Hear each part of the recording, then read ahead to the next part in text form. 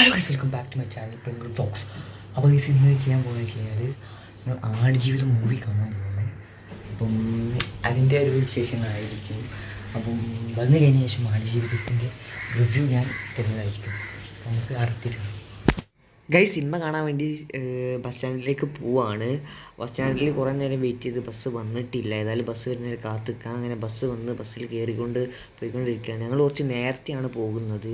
അത്ര നേരത്തെ പോകേണ്ട ആവശ്യമില്ല. ഏതായാലും കുറച്ച് നേരത്താണ് ഞങ്ങൾ തിയേറ്ററിൽ എത്തിയിട്ടുള്ളത്. അങ്ങനെ ഈ തിയേറ്ററിലേക്ക് പോയിക്കൊണ്ടിരിക്കുകയാണ്. ഞാൻ പറഞ്ഞാൽ കുറച്ച് നേരത്താണ് എത്തിയിട്ടുള്ളത്. അങ്ങനെ ഈ തിയേറ്ററിൽ എത്തിക്കഴിഞ്ഞിട്ടുണ്ട്. നമ്മൾ ഉള്ളിലാണ് ആടുജീവിതമാണ് കാണാൻ വന്നിട്ടുള്ളത്. അങ്ങനെ ഉള്ളിൽ കയറിക്കൊണ്ടിരിക്കുകയാണ്. ഏതായാലും 10:30ക്കാണ് ഷോ വരുന്നത്. ഏതായാലും സിനിമ തുടങ്ങാനായി. അതിൻ്റെ ഒരു ചെറിയൊരു ആഡ് ഉണ്ടായിരുന്നു, ഗോഡ്സില vs എക്സ്. അതും കണ്ട് സിനിമ ഇൻ്റർവെല്ലായി. സിനിമയും കഴിഞ്ഞ് സിനിമേൻ്റെ എല്ലാ ഭാഗവും കാണിക്കാൻ പറ്റില്ല, നിങ്ങൾക്കറിയാലോ, പണി കിട്ടാൻ ചാൻസ് ഉണ്ട്. ഏതായാലും അടിപൊളി പടമായിരുന്നു. ഏതായാലും സിനിമ കണ്ട് ഇറങ്ങിയിട്ടുണ്ട്. റിവ്യൂ എനിക്കറിയുന്ന രീതി ഞാൻ പറഞ്ഞു തരാം. ഹലോ ഗൈസ്, അപ്പോൾ അങ്ങനെ നമ്മൾ സിനിമ കണ്ട് ആടുജീവിതം അടിപൊളി പടമാണ് ഗൈസ്. ബ്ലെസ്ലി ഫിലിം സീന് പടം.